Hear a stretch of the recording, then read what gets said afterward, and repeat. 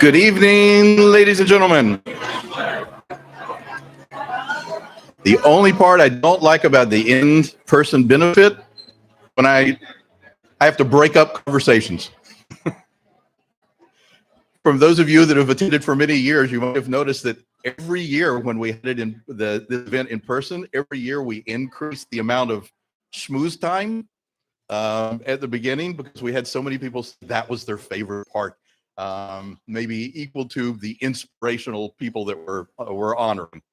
So I'd like to say good evening. Welcome to the 20 we're honoring. So I'd like to say good evening. Welcome to the 22 Guardian Nature bit for Loma Prieta chapter.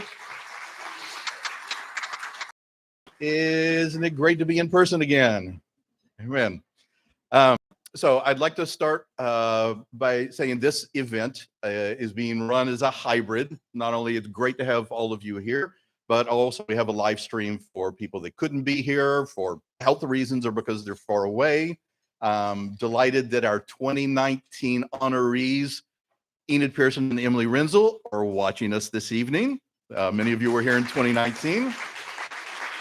And they're watching from right in Palo Alto.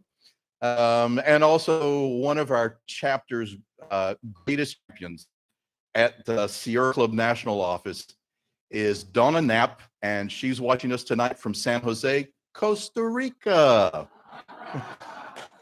So, pura vida. And thank you for all of you that are attending in person too.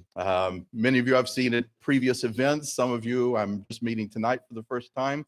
I'd like to start off by, after thanking you, by acknowledging that this event is being held on the unceded lands of the Ramaytush Ohlone. And I live in San Jose. One of our chapter's priorities is Coyote Valley. It was a home to the Amun Mutsun. One of our great chapter conservation leaders, Dave Pochel, taught me on my very first hike. My very first hike after I moved here to be chapter director, it was in Coyote Valley. I just happened to have Dave Pochel on that hike that day, and he started teaching me about the oaks in Coyote Valley. And the first one he taught me was the Coast Live Oak.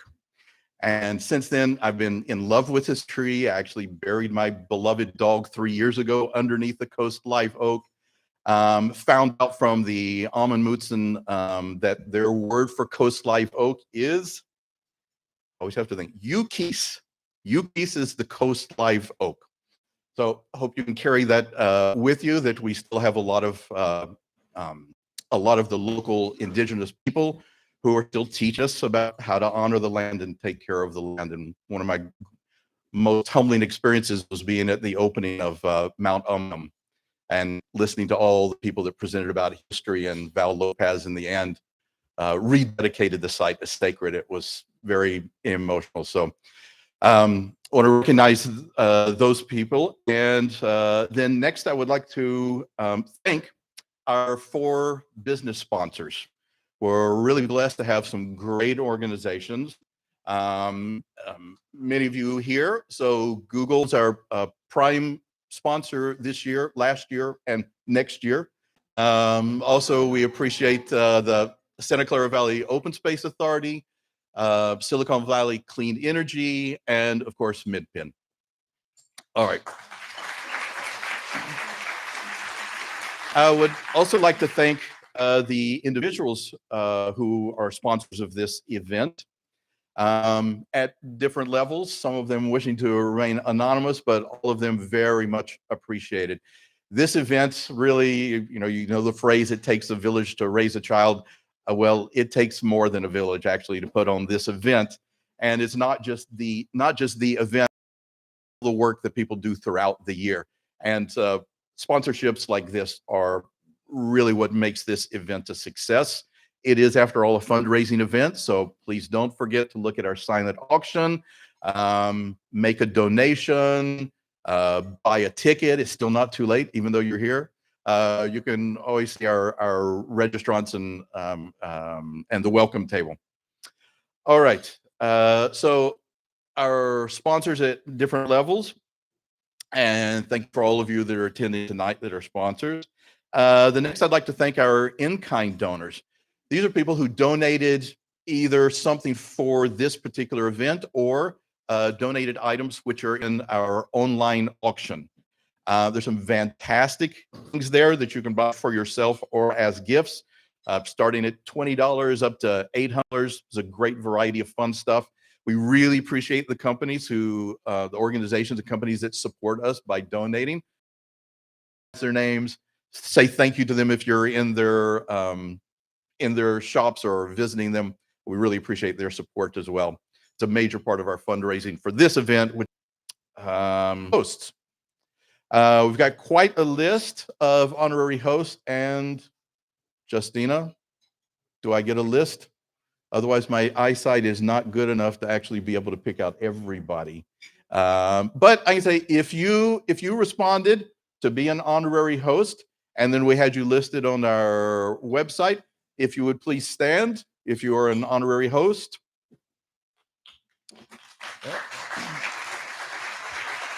So I recognize Helen Chapman and Sally Lever and Joe Samidian. And Miss Emily Beach. And okay, you can check out that list of honorary hosts also on our website. And did I miss anybody? Did I miss anyone else who's here that's an honorary host? All right. I know this time of year, coming before elections, it's sometimes tough to get people here.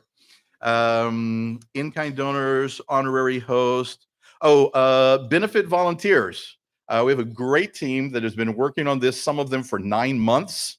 I say, gosh, it's like a gestation to get to this point. We hope the outcome is pleasant for you. So I'd like to recognize the benefit volunteers. If you would, call out your name or wave at us.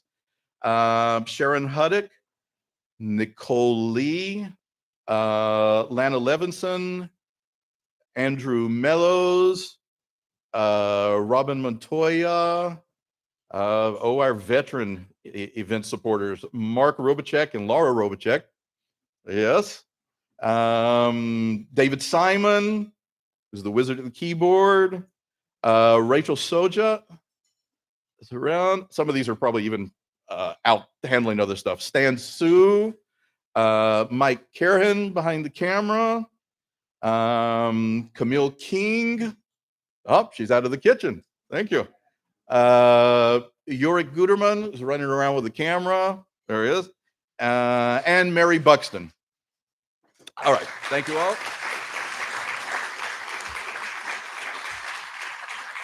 And I guess this could almost be considered in kind, but we'd like to thank the Peninsula Peace and Justice Center for their loan of the equipment that actually allows us to live stream tonight's event.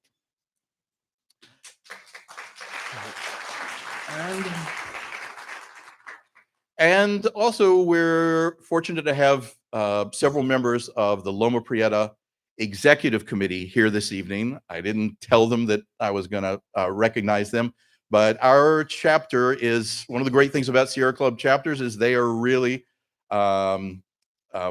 powered by and guided by volunteers. It is a true grassroots organization. Our executive committee is all volunteers. Many times I'll invite people, come see what the executive committee does, and the visitors leave exhausted. They said, really, monthly meetings that do such deep, important work is amazing. So if you're on the chapter's executive committee in here, would you please stand? Let us see you. Oh, Charles, Nathan, Susan, Shani, Lisa, Mike Gladwin, and Mike Eldridge also. Oh, and Sue and Gary. Wow, almost unanimous. Thank you. I should ask for a vote on something then. We won't speak about raises. Okay. Next up then, Justina, did I cover everything? Yes? Okay. Oh, yes? Okay.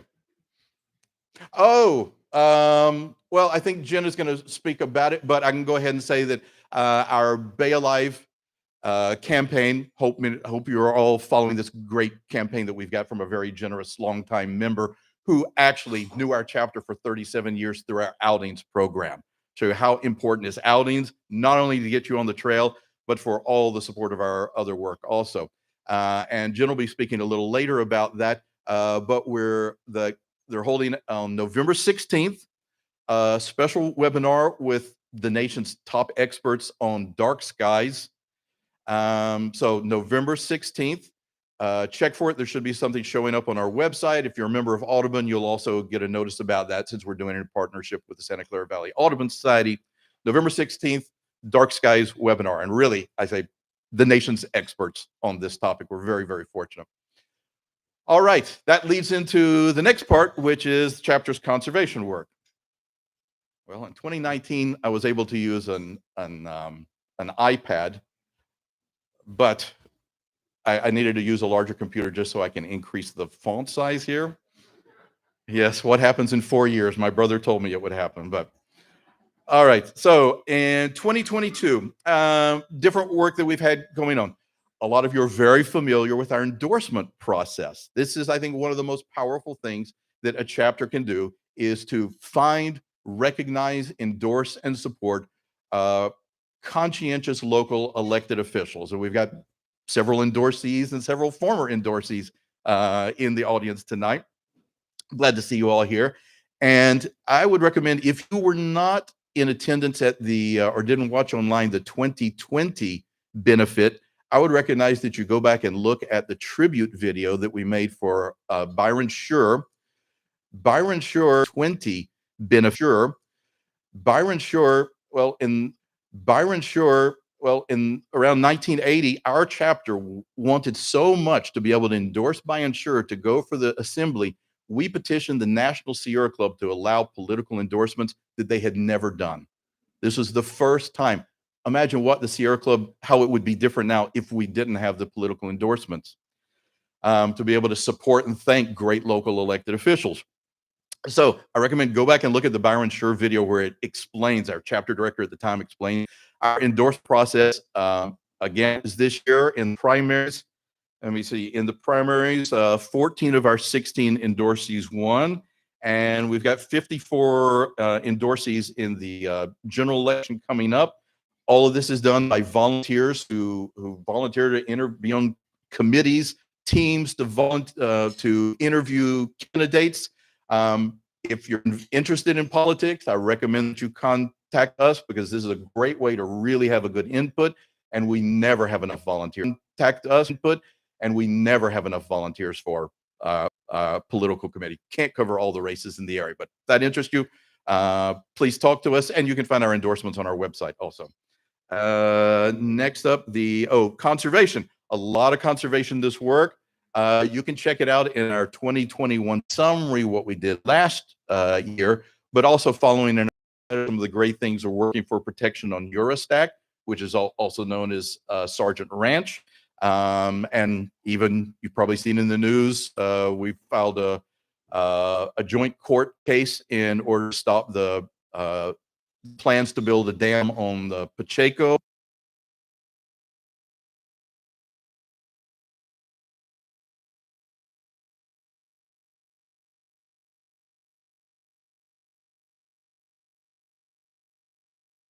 To stop the building of the dam in Pacheco. Reasons environmental and financial. Oh, thank you. Even louder. Okay. Thank you, sir.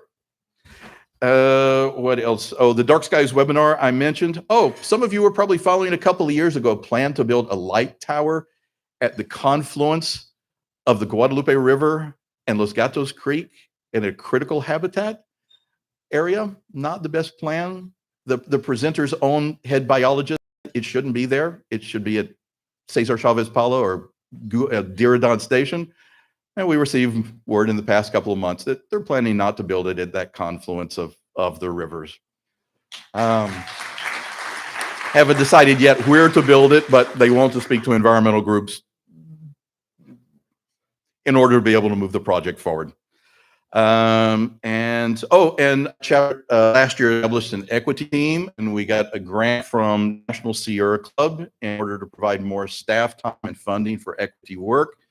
That's something we're very happy about this year. Sierra Club has made a real dedication to increasing equity and inclusivity in the past couple of years, and that's now finally they're providing resources for the chapter to be able to be involved in that also. I'll mention outings. We'll hear a little more about outings in the past. In 2019, pre-pandemic, we had 600 free outings a year with 6,000 participants. Pandemic hurt that a lot. We dropped down to 45 outings last year, but this year they've increased again. In September, we had 17 outings. And this is thanks in large part to our San Mateo hiking section, our gay and lesbian section, our Guadalupe regional group, our 20s and 30s outing section, and military outdoors. We also applied and got a grant from Sierra Club National to start a military outdoors program that helps veterans and their families to connect or reconnect with nature, especially those that have mobility problems. You can find more information about that on our chapter calendar. It's one of the things I really love that we've been able to increase this year.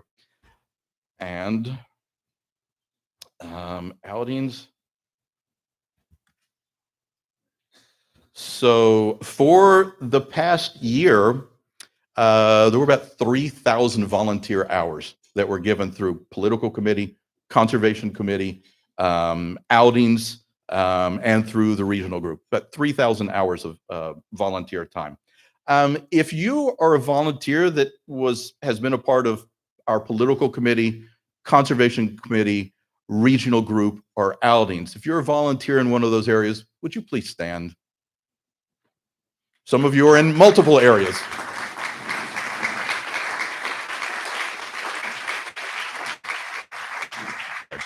And there are more of you out there that are not standing, but okay. All right, next up, I have the honor of introducing to you the chapter executive committee chair. The executive committee, as I said before, is really like the local board of directors. And the chair of the executive committee is someone who's been pretty much in everything that the chapter has done. As part of the political committee, part of conservation committee, part of outings, part of chapter administration. So I'm happy to introduce to you Charles Schaefer.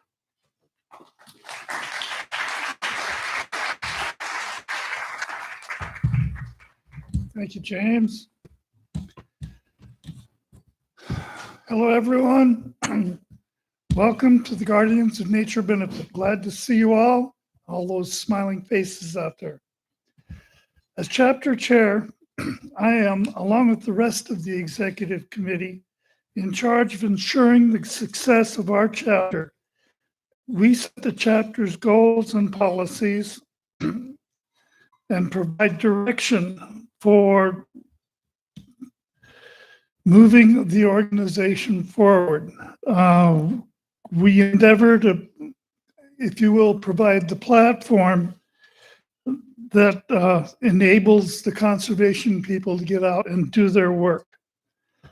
Therefore, I consider us to be managers as well as conservationists. Given that emphasis, I'll leave reporting on conservation results to others and just talk about what I see in terms of how we are managing the chapter. And my view is a positive one. Over the 10 years or so that I've been on XCOM, I've seen growth in the abilities of the chapter to do constructive work and also in our capacity to build for the future. When I started, we had limited staff, a dedicated group of volunteers who were mostly working in reactive mode, responding to the numerous threats to our environment that kept cropping up. Our fundraising capacity was limited, as was our ability to expand conservation efforts. As XCOM realized that we had to ramp up fundraising for the larger effort that climate change demanded, we did so. Today, we're reaping the rewards of those efforts. We are involved in larger campaigns, and we have more staff who are supporting more volunteers, and those staff are supported by what I consider to be seed funding. Together, all of this should produce results which will allow us to continue building on those efforts. But more importantly, we are now afforded the ability of planning proactive campaigns, taking action before some need becomes a crisis, which allows us to promote better outcomes. For example, in our work to protect the Bay Area from sea level rise, which, as Jane mentioned, is funded by the roll-off estate, we have actively been promoting a regional approach rather than one focused on each individual entity along the bay, which is pursuing its own interest instead of really the regional interest. And that approach will hopefully win the day, although there is still a lot of work to be done. In short, efforts, I am uplifted by the donors who are empowering us to leverage those efforts. And so to all of you, I say thank you, thank you, thank you.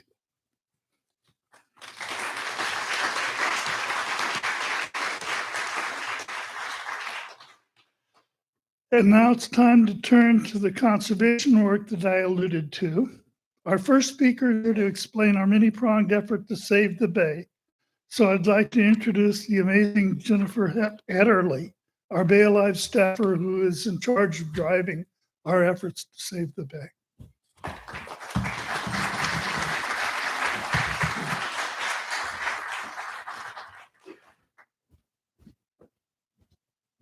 Thanks, Charles. It's always great to be the amazing Jennifer Hetterly.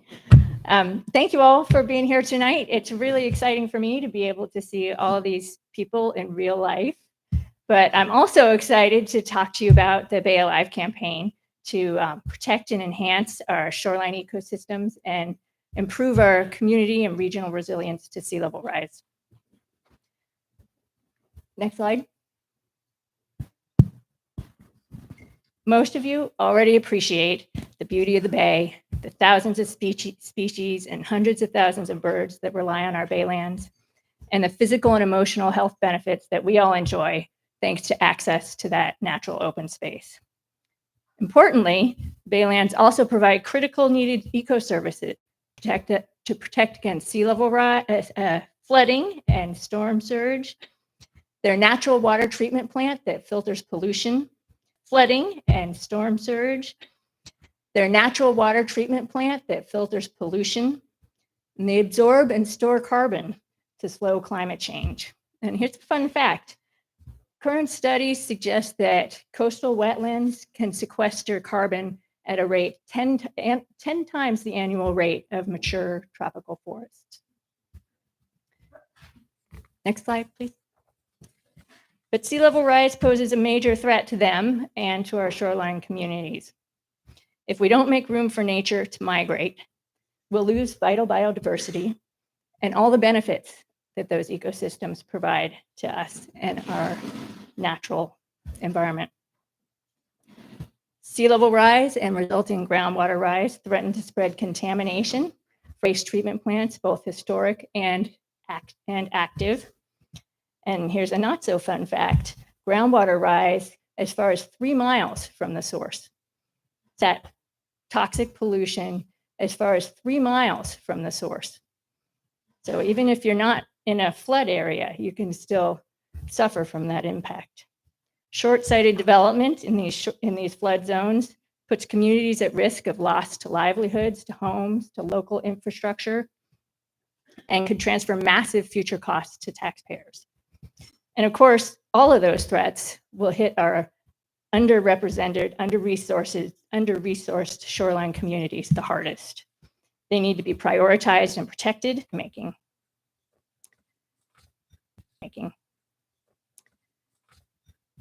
Next slide. That's good. This past, oh no, can you go back one more? I think I got ahead of myself. There you go. This past spring, the Intergovernmental Panel on Climate Change pounded home the urgent need not only to mitigate climate change by rapidly reducing emissions, but also to prepare our communities to adapt to the impacts of climate change. They strongly emphasized the important role of nature-based solutions. Traditional armored flood barriers like seawalls and levees, they offer less long-term protection and greater long-term costs than many people might think. So by protecting and restoring and enhancing our living shorelines, we can collectively make sure that they can keep protecting us in the face of climate change. Next slide. To that end, the Bay Alive campaign is promoting natural and nature-based sea level rise solutions. We're helping frontline communities protect their shoreline assets and enhance their sea level rise resilience. And we're advocating for collaborative regional planning and a coordinated regulatory strategy. With our two-pronged education approach, we're building effective advocacy capacity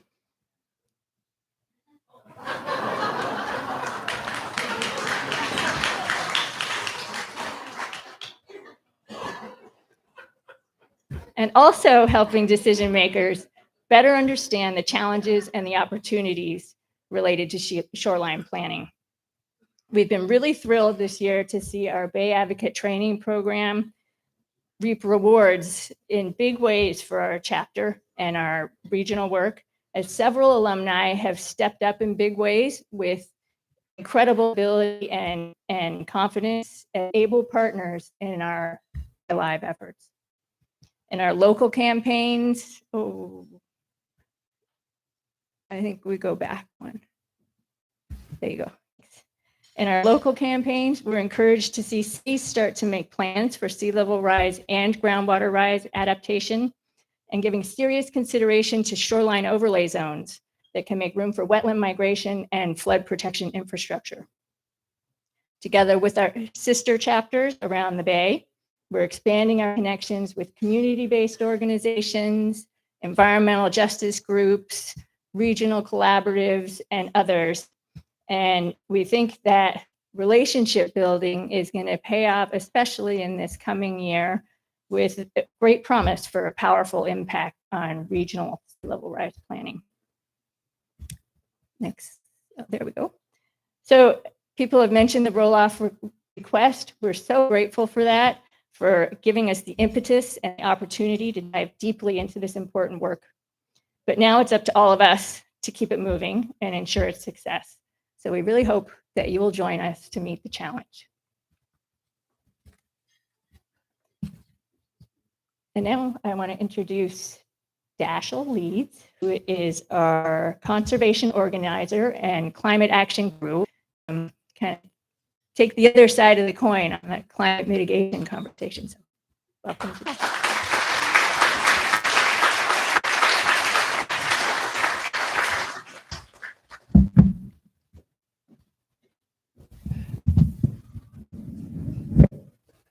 Thank you, Jen, and hello, everyone. I'm Dashiell Leeds. I'm our conservation organizer. We can go next slide here. So I want to talk a little bit about the principles that we have when our chapter engages in climate action. Of course, First and foremost is greenhouse gas reduction that flows into everything. But as we pursue these policies to reduce greenhouse gas reduction, we also want to keep other things in mind at the forefront. That being ecology, making sure that our policies don't contradict our desire to protect the environment. And we look for ways that we can not only improve and restore an environment, but do that in a way that also reduces more greenhouse gas emissions. We also want to keep social and environmental equity in concern, because a lot of our cities have been planned for generations in ways that have produced inevitable outcomes for people of color. And we want to keep that in mind when we're designing policies. Things like tree canopy coverage, making sure people have access to air conditioning, and giving equitable access to nature as well. Education is also a huge value for us. Our teachers put a lot of effort into educating the youth.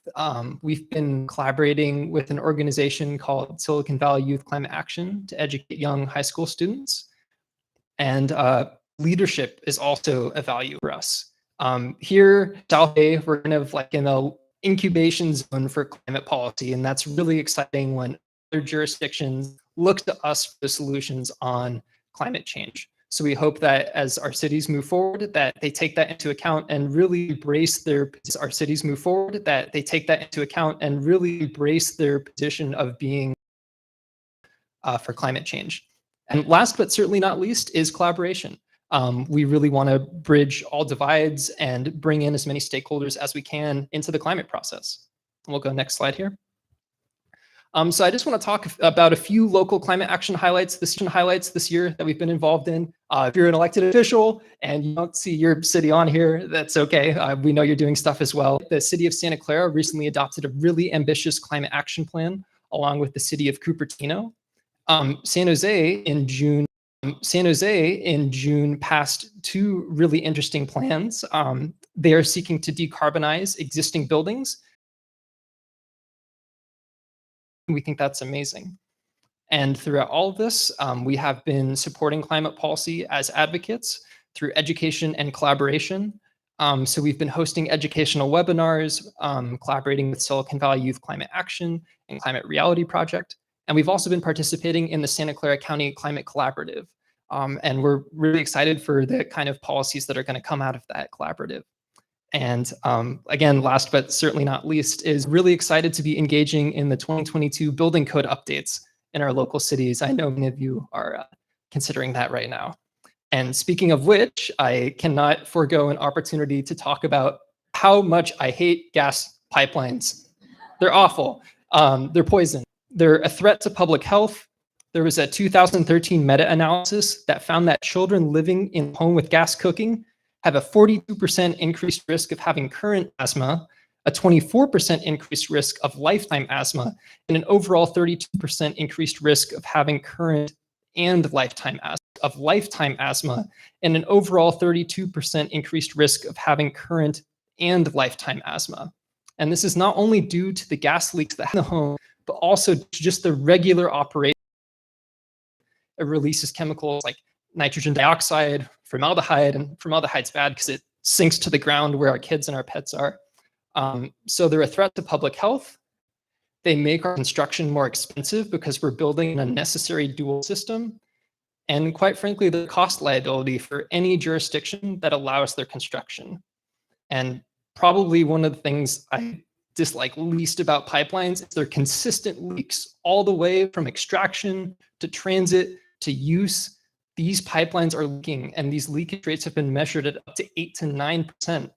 And what that means is when you look at the total greenhouse gas reduction picture, quote unquote, natural gas is actually worse than coal, the fossil gas, true and true. So in summary, we know pipelines hurt our environment, they hurt us and our future, so we must urgently transition away from them. So why build more of them? Which brings me to reach codes. I know many of you will be considering updates to your building code, so I cannot pass up the opportunity to encourage you to not allow any new unnecessary gas pipeline infrastructure. Consider removing blanket exemptions and replacing them with hardship exemptions. These exemptions look at liability and cost. So if building use isn't compatible with electricity or it's too cost prohibitive, you can build that into the code so that you're not creating these blanket exemptions that just allow all sorts of gas pipeline use that isn't analyzed. And the way hardship exemptions work is if you're a building proponent, typically you have to go and apply to the city to get that exemption. So you really have to prove that you need it, which is difficult considering how bad these pipelines are. There's excellent resources available from Peninsula Clean Energy and Silicon Valley Clean Energy. They've created some great model codes for both new construction and existing buildings. So we hope that as you continue on with your building code update cycle, that you explore these model codes and you also explore opportunities for partnerships and funding, which with the recent passing of the Inflation Reduction Act, I hope there's a lot of them. And then our next slide here, we hope you collaborate with us. So I hope there's a lot of them. And then our next slide here, we hope you collaborate with us. So if you're a community member, maybe you've heard something tonight that sparked your interest in environmental advocacy, whether that's for the Bay, for the environment, for riparian corridors, for dark sky, reach out to us. We love onboarding new advocates, teaching people how these systems work and helping them navigate them on their for dark sky. If you're an elected official or staff person and you're interested in doing climate policy, please reach out to us. I have tons of resources for you. And it's my email there. And thank you so much. And I would like to introduce someone who cannot be with us tonight, Mary Buxton. She is a board member for our chapter and an incredible volunteer. She's been a leader in our chapter supporting the 30 by 30 effort, which she will soon tell you about. So she's prepared a short video for you all. So I hope you all enjoy.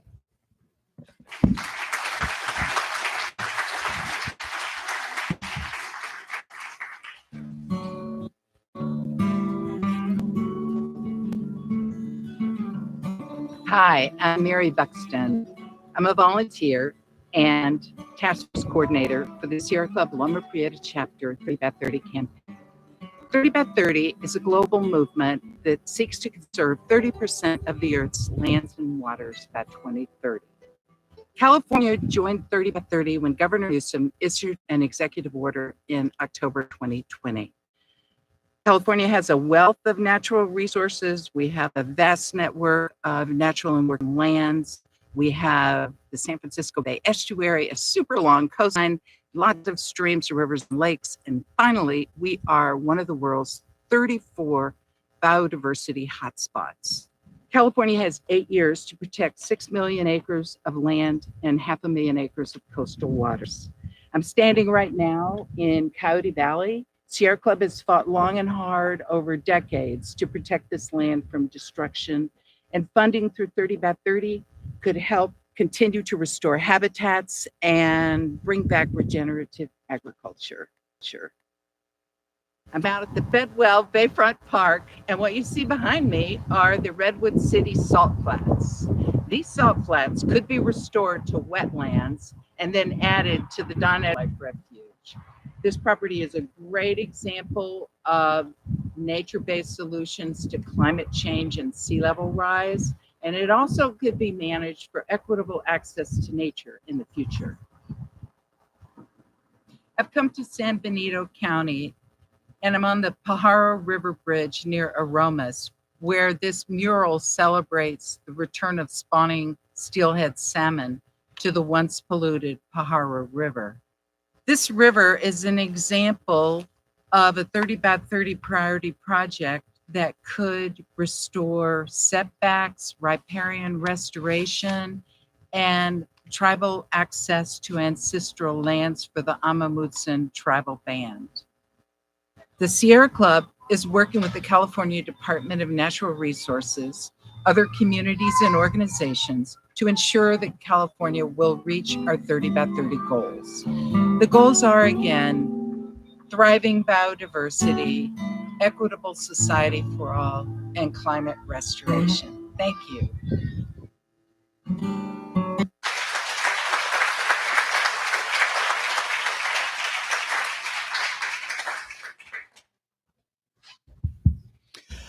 All right. Thanks to all the volunteers volunteers and staff who presented that. Now we've got one of my favorite parts for every benefit is recognizing outstanding chapter members. We've given lots of awards to people who were activists in their community, who were able to start petitions for their city. a lot of conservation work, some outings work even. But in all of this, there are sometimes people who find interesting new ways in order to help connect people with conservation nature. And one of the ways we all recognize is the importance of art in helping connect us. The Outstanding Youth Award goes to a local young artist whose incredible artwork is really helping to show the intimacy as well as the wonder of what nature is and what our connection can be. So I'd like to ask Aiden Chen to come speak for a moment.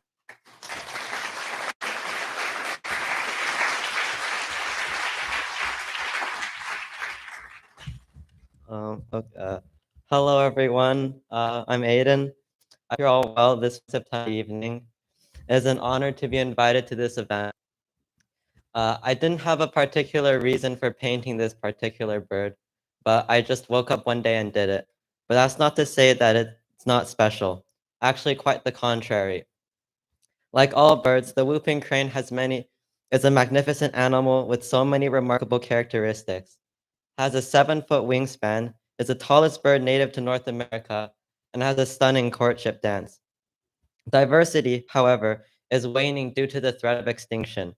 The most interesting birds, like the whooping crane, are the most at risk. In fact, the whooping crane was dangerously close to extinction at one point, dropping to only 20 cranes in 1940. Fortunately, the work of conservation biologists has brought the population back to 600. Divine intervention such as this is needed for a lot more birds. I hope that together we can save as many endangered birds as possible. Because birds are gifts that we cherish. Thank you.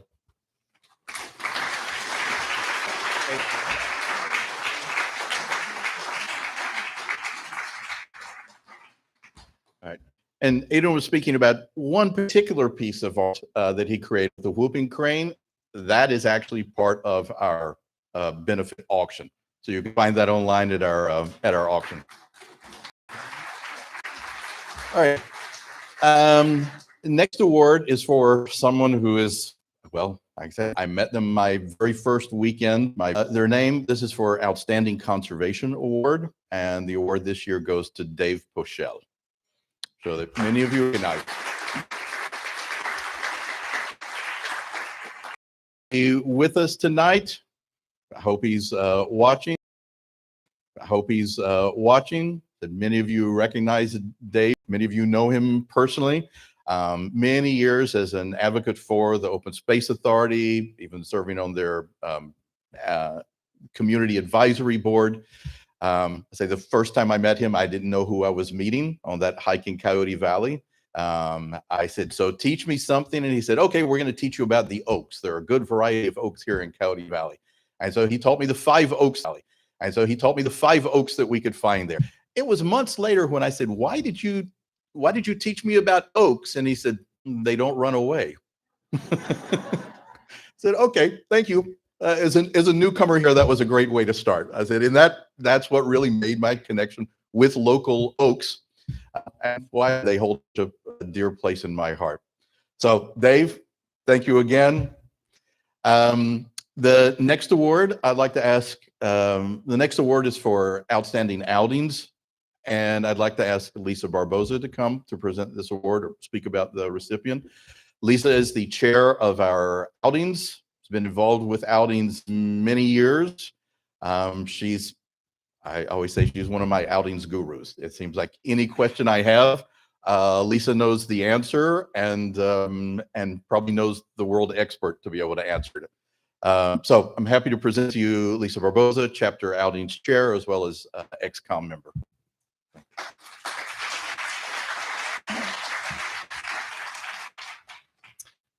Well, hi, folks. Can you all hear me okay? Woohoo! So, outings. We are the hedonistic part of the Sierra Club. We like to get out there and get in the dirt. And we have a lot of fun in that dirt. You smell it, you see it, you breathe it. Our outings leaders are really pretty incredible people. I'm going to one of them in a minute. These folks, They have a deep spiritual connection with the earth. They sleep on the ground. They go out in all kinds of conditions, rain, storms, snow. They lead people. They share their knowledge of the earth with folks. So this is a very real, yeah, you got it, guys. This is a, oh, am I? Thank you. Well, that's what you're trying to tell me. But these folks, they have this really deep spiritual connection with the earth. They're really tuned into it. Oh, thank you. We have folks that can look at an insect and not just know the genus, but also know the species. That look at a tree, look at the galls of the tree and know what insect made those galls, and look at the life cycle and see how it's all completely tied together in one ecology or one biome. And see how it's all completely tied together in one ecology or one biome. The stuff you can ever imagine. We have over 200 devoted outing leaders. We climb mountains, we backpack, we paddle, we hike, we swim. We do all that stuff. So tonight, Sean Britton is one of our long-term members. In fact, he was even there, and Sean, I hope you're listening. Sean was even there if we didn't know we needed him.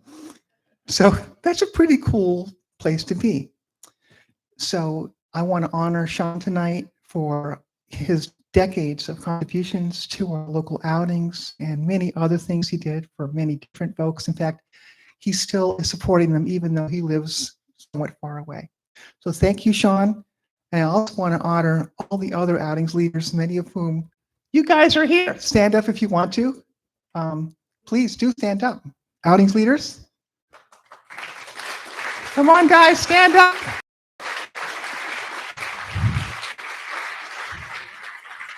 Thank you very much. Thank you. Thank you, Lisa.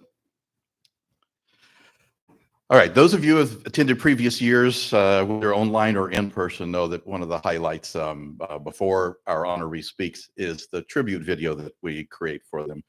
And again, this year, our fantastic team created something I think you will enjoy, maybe even have watery eyes, but certainly I hope an increased, even further increased understanding of, respect for, and Walter Moore and inspiration from him. So to roll it now.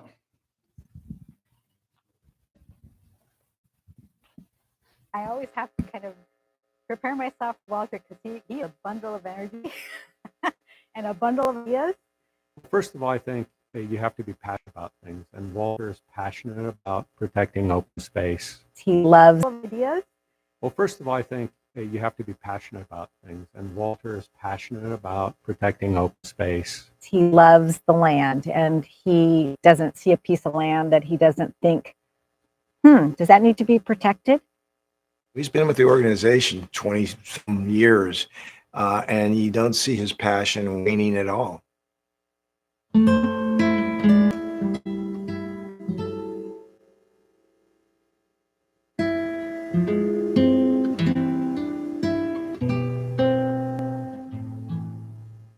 Post has accomplished a lot in the 45 years it's been around. It's conserved approximately 80,000 acres, many of which have been transferred to public agencies that now open it up to the public for 80,000 acres, many of which have been transferred to public agencies that now. Walter has done an incredible job in helping the organization to pivot from its traditional focus on scenic value and open space to a broader notion of the role of the land. You need to think of things not just as a single piece of property, but at a broader level. To expand from notions of purely protecting scenic value to looking at working lands.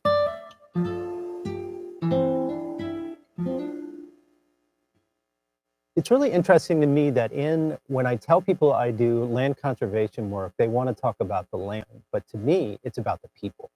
So Walter Moore is a really brilliant creative mind when it comes to conservation strategy and conservation transactions. I think it's also about the relationships. When I started this position as general manager back in 2018, he was one of the first people to reach out to me, to take the time. I just found very endearing, sweet, and very much in keeping with how he values his relationships. He likes to gather information and research thoroughly. He likes to gather information and research thoroughly. Not everyone will read an email that you send them or an article that you send them or video. They'll watch the whole video that you send them, but Walter will do that. He's very thoughtful. One of my distinct memories from Post was how close-knit the staff was and how we did a lot of things together as a group, and I think really helped to make that place a place that we all really enjoyed and look forward to coming into work.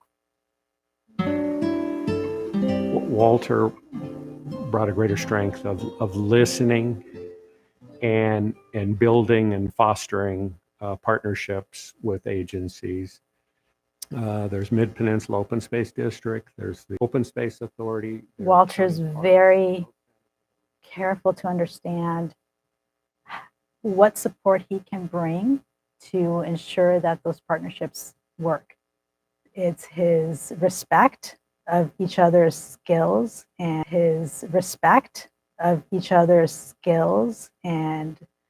our talents, and things done. And so to be able to trust a sister agency, especially a government agency, to meet them halfway and to be equal partners is really, really important to the success of Post and to the success of the Open Space Authority. Walter is good at discernment, which includes his own sense of what are his strengths and what are someone else's strengths. People sense that and respect that and appreciate that, and as a result really want to work with him. The reason we have such strong relationships with partners is because Walter is there and supporting them and cultivating a really strong relationship. I think I see Walter the happiest when he's out on the land and he's showing people what we've preserved and what his legacy that he's creating for all of us. My deep connection to the land began with early childhood when I found many places and people to be overwhelming. And so the place where both people and the world around me was not overwhelming, it was out in the woods. And it was the tranquility of and the sounds that we're hearing today, the rustle of the trees, but also the one-on-one relationships you could have with people in a calm, mutually comforting environment that allowed me to actually connect with those that I would otherwise find either overwhelming or intimidating. What I love, meets with us one-on-one, and he does it not so much in an office setting, but on a trail where we all feel very comfortable talking and we're in our space, we're outdoors and in nature. With an English degree, I interned for an organization called the Trust for Public Land, and that's where I found a sort of deep passion for this work of land conservation.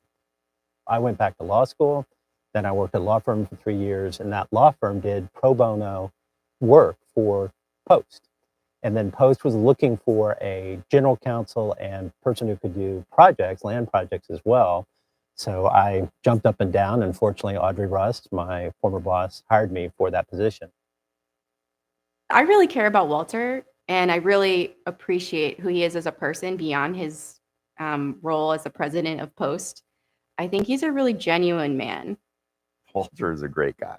He always brings elements and aspects of kindness and warmth to the work that he does, but at the same time has an incredibly sharp wit. When you first meet Walter, you see the serious business-like person. But when you get to know him better, you find that Walter has a wicked sense of humor.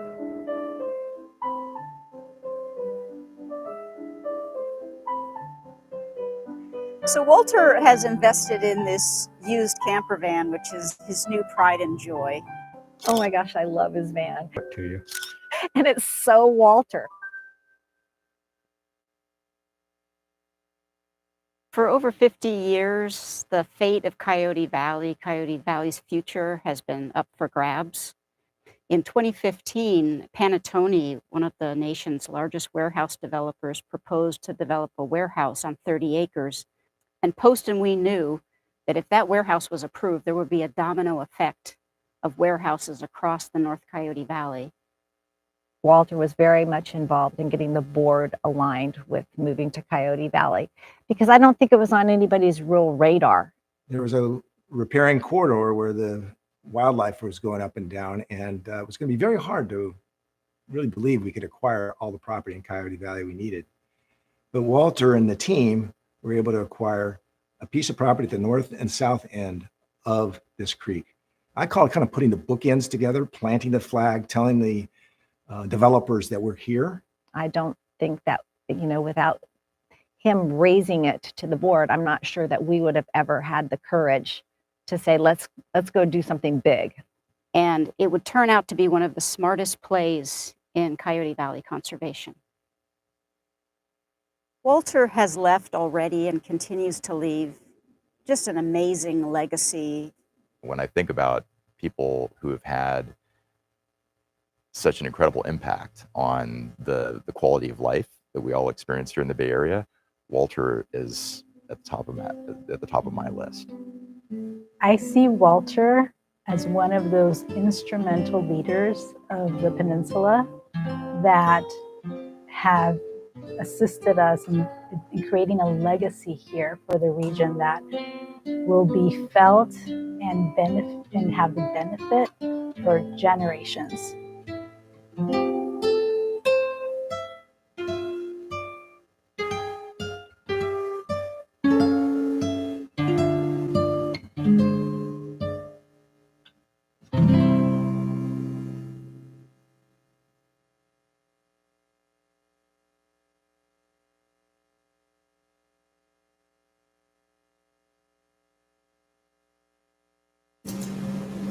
Thank you, everyone, for being here at this wonderful celebration. I wish I could be with you in person, but my duties in Congress are keeping me in DC for votes. Let me begin by thanking the Loma Prieta chapter of the Sierra Club for your constant vigilance in protecting local lands and recognizing local leaders and organizations. Over 89 years, you had visionary, transformational efforts that have protected so much and given us untold pleasure and joy and will in perpetuity. It's a privilege for me to join you in honoring Walter Moore, President of the Peninsula Open Space Trust, who is this year's Guardian of Nature. Walter has been instrumental in protecting over 80,000 acres of open space on the peninsula and in the South Bay. He worked to develop and pass both a $300 million bond measure for the Mid-Peninsula Regional Open Space District and a $120 million tax measure funding the Santa Clara Valley Open Space Authority. In addition to his work with Post, Walter is a board member and past board chair of the California Council of Land Trusts and former board chair of the Bay Area Open Space Council, further illustrating his extraordinary role in protecting the environment. Bravo and congratulations to you, Walter. You're a true guardian of nature, and we are all so grateful to you and for you.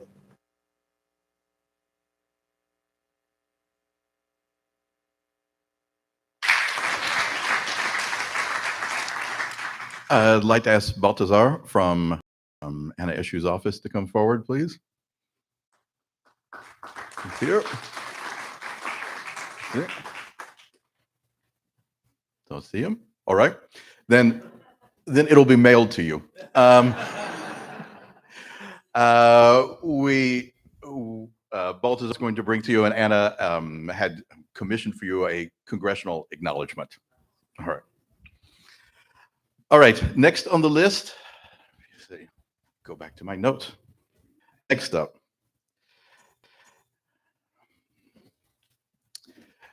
I always have to introduce the introducer. So this year, we're proud and privileged that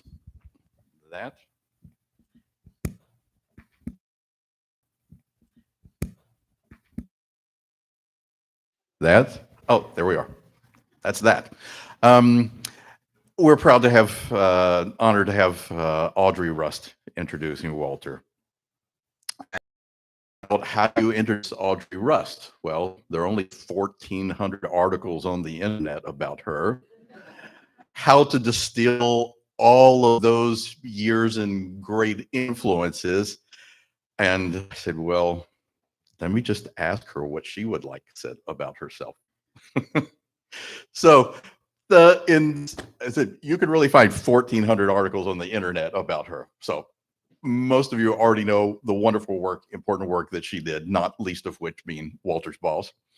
But I can say Audrey served as president and CEO of Peninsula Open Space Trust for nearly 25 years. Audrey served as president and CEO of Peninsula Open Space Trust for nearly 25 years, growing and leading the organization to save tens of thousands of acres. The Post, Audrey worked in fundraising for Vassar College, Stanford University, Yale University, and eventually settling on that high prestige job of joining the National Sierra Club as Director of Development and Membership. Now retired and living in San Jose, she volunteers locally and pursues her interest in native gardening, art, and hiking. I look forward to hiking with her someday. Maybe even around the places that are named for her. So, introduce Audrey Rust.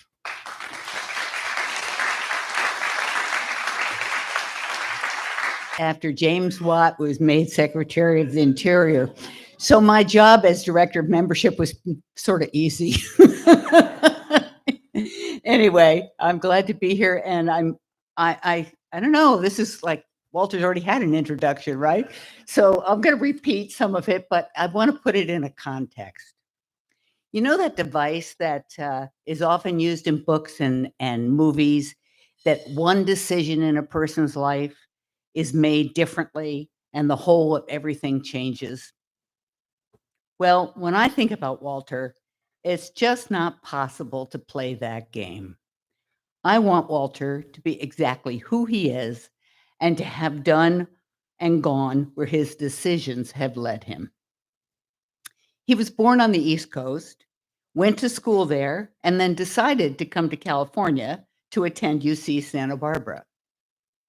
In one of his English classes, which you already know this part, but he decided to sit next to a cute blonde named Barry. I don't know if it was love at first sight, but I do know that that decision resulted in Walter finding the love of his life. Now his wife and mother of their two daughters. Walter just wouldn't be Walter without Barry, Christina, and Caroline. Yes, yes. He decided to intern at the Trust for Public Land, which resulted in his life's calling, protecting land for the public good. He decided to go to Hastings Law School and to focus on real estate law. Barry grew up in Redwood City. They liked it here and decided to stay. So Walter decided to work for a Palo Alto law firm. It just so happened the firm did pro bono work for Post, so he learned something about us. He decided to volunteer for Post as a conservation easement monitor. It was 1995, and Post's work had grown enough to the point that we needed a lawyer on staff who could work with our pro bono attorneys on land acquisition projects as well. Well, our only other land staff, years ago, I never had to look at notes, but life has changed. Our only other staff member, after meeting with her, there was no question. We offered the job to him and he decided to take it. That one I ever made. There is also some miscellany. Walter's parents, Hope and John, may have set the stage for his eventual career. Although living on the East Coast, Hope served on the Golden Gate National Parks Conservancy Board, and John was a lawyer. One of our most important donors, this is the last miscellany, one of our most important donors was Gordon Moore, a founder of Intel. Gordon's brother, a farmer in Pescadero, was named Walter Moore. Our Walter had to overcome when working on the coast side with people thinking the only reason he had the job was that he must be Gordon's son. Wait. Somehow he bought a used car from the widow of Bob Noyce, the other founder of Intel. Lately, I've been thinking that the primary qualities for success in any endeavor, personal or professional, are perseverance and passion. In land protection, you can often work for 20 years or more with landowners before finally coming to and completing the deal. And then, of course, there are the essential partners needed for the really long-term stewardship of the land. Much time is spent developing those connections and partnerships. Without passion, it would be almost impossible to stay the course. The protection of Coyote Valley, which we began working on in 2005, something like that, is a case in point. You'll hear more about that later. Walter's got the right stuff. One example of both is the protection of a place we call Balsa Point Beach. Straddling Highway 1, just north of Pigeon Point, the 1,700-acre prairie and a long beach lined at low tide with tidal pools called the Cloverdale Coastal Ranch, protected in 1989. Some of the Cloverdale Ranch became part of Buteno State Park years ago, but the majority is still awaiting public ownership. Parts of the Balsa Point property acquired in 2000 is also still in the mix. Walter continues to work on both these properties. The day Walter completed the acquisition of the Balsa project, we went to walk on its very beautiful beach, knowing that a beautiful sunny day, the sand and rocks and ocean stretched out before us. We stood there hugging each other with tears in each of us. Never once did I question that Walter was the best person for the job or that he would be the best person to take my place and lead the organization, which he has done with passion and perseverance for the past 11 years. Walter, thank you.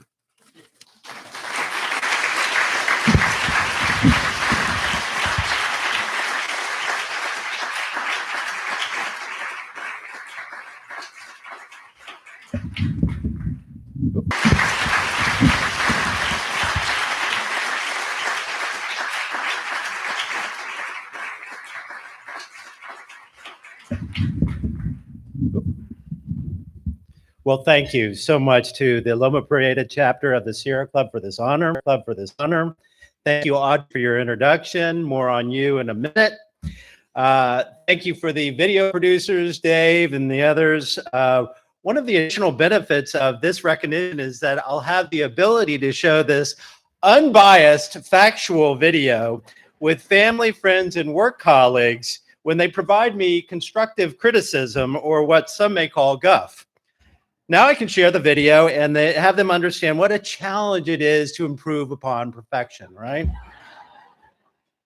And while I'd love to live in this lovely fantasy moment you've created where I and I alone receive all the accolades on behalf of Post, I do need to give at least a tad of acknowledgement to a few individuals and partners who may have had just a bit to do with this success.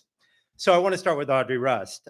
She was my mentor for the entire time that I worked for her at Post. Taught me so much and set the trajectory for where we are still going to this. She was the one who was protected over 55,000 of the 80 protected. She is a force and everything The biggest lesson I learned from her is exactly what you said. When you combine passion and hard work with a mission, it is a personal support system or my spouse. So I won't go any further into that other than to ask, can I get out of doing vacuuming tomorrow? No. Okay. The post staff is here. You represent what has been most joyful to me at Post over the last 27 years. Is there anything better than joining forces with colleagues of like mind in a common mission? Can I get a heck no? Heck no. All right. Thank you. Thank you so much for the Post staff being here tonight. Next, I want to move on quickly to our many partners that have made this possible. We were founded out of, and we're the idea of the Mid-Peninsula Regional Open Space District. Their general manager, Ana Ruiz, I don't know if she's still here, two of their board members, Kurt Riffle and Yuriko Kazumoto is here tonight, and a number of their staff. I'm so proud and pleased to have them here tonight. We've transferred and worked with them over about a quarter of those 80,000 acres have been in partnership with the district. So, though, where they were supposed to be assigned. So we'll let that go. Also here tonight is Alice Kaufman. Is Alice still here? There's Alice. So Post gets to wear the white hat all the time and come in at the last moment, buy the land, get all the accolades. Green Foothills, like somebody else I'll talk about in another group I'll talk about in a moment, are up front, taking the blood and softening the ground for us to do that work. Alice, thank you for being here tonight. Raise your hand if you know this next group. They are the Lower Parada chapter of the Sierra Club. Anyone? Anyone? Yeah. Okay. There are many examples of the critical role you have played again and again through the decades in leading the charge to clear the path for Post to be able to play our role. But the project I want to use is a prime example. Can anybody guess what project I might use? Thank you. Coyote Valley. Yes. It's the essential role you played multiple times in bringing Coyote Valley to fruition, as much as I'd like to take credit for the whole thing in the video. First, a couple of decades ago, the vision for Coyote Valley was for office campuses. A couple of decades ago, the vision for Coyote Valley was for office campuses, light industrial development. At the time Post started to fully, Audrey is right, we did try earlier forays into that area. But when we fully entered the fray to protect Coyote Valley around 2015, 2016, the political wind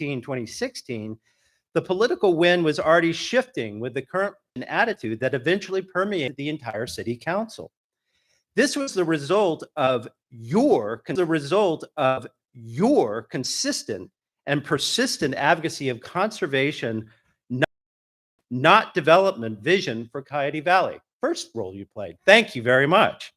The second role you played, the chapter was, well, among many, the chapter was front and center campaigning for the passage of Measure T in November of 2018. For those of you who don't know, that was a $650 million ballot measure that provided close to $50 million of the $100 million needed to secure the first phase of Coyote Valley.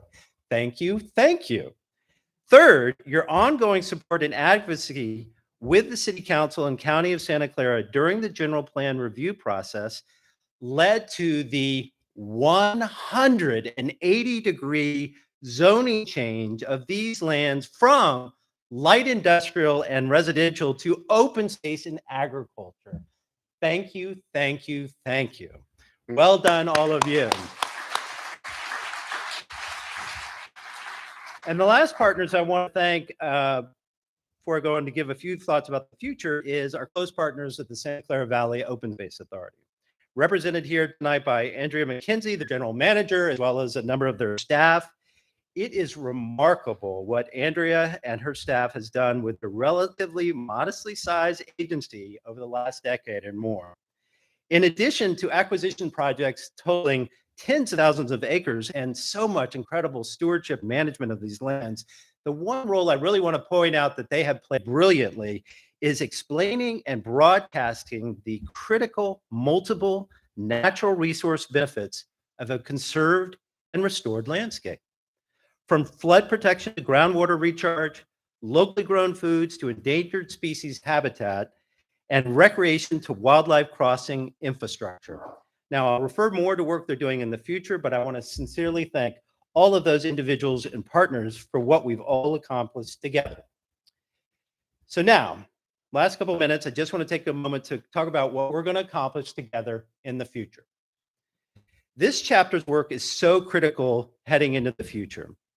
As Mary Buxton talked about so well in her video, the state's Pathway to 30 by 30 report published late last year, and I might add, this report about this statewide effort features Coyote Valley on its cover, thank you very much, explains 3 elements to achieving the goal of conserving 30%, as Mary said, of the state's land and waters by the year 2030. Preserve biodiversity, build climate resilience, and expand equitable access. I am thrilled that this chapter has a set of 30 by 30 principles to further this crucial initiative. So I want to provide a very early heads up on a request for support that will. A bit of context first. While ongoing acquisition and conservation of lands is critical, of increasing importance is the restoration and stewardship of protected lands to achieve goals. Placing lands into permanent protection is an essential first step. But right on its heels is restoration of these lands, as almost always, as most of you know, these lands were subject to decades of excessive. Right now, numerous studies are underway to determine and prioritize how best to restore these lands to achieve their many natural resource and recreational benefits for all. A prime action severely degraded. Right now, numerous studies are underway to determine and prioritize how best to restore these lands to achieve their many natural resource and recreational benefits for all. A prime example of one such master plan. For this plan to be successful, carrying out the chapter's 30 by 30 principles are essential, such as including individuals and communities in the decision-making and stewardship. So here's my specific request to this chapter.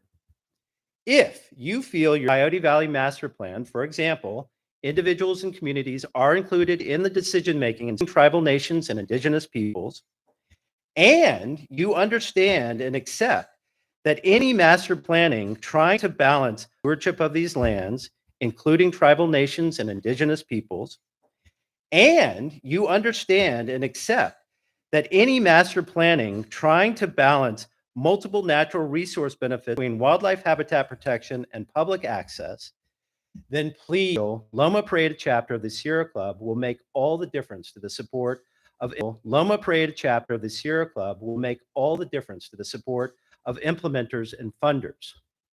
Now, POST will be doing substantial work rally the considerable hundreds of millions of dollars in financial resources to do the restoration, considerable hundreds of millions of dollars in financial resources to do the restoration called for by these plans.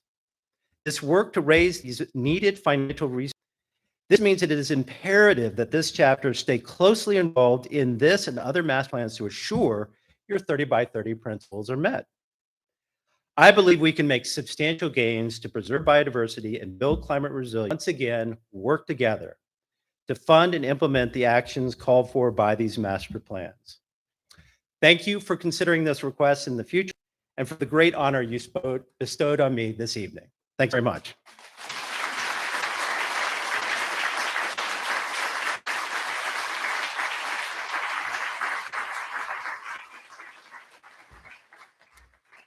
Thank you, Walter.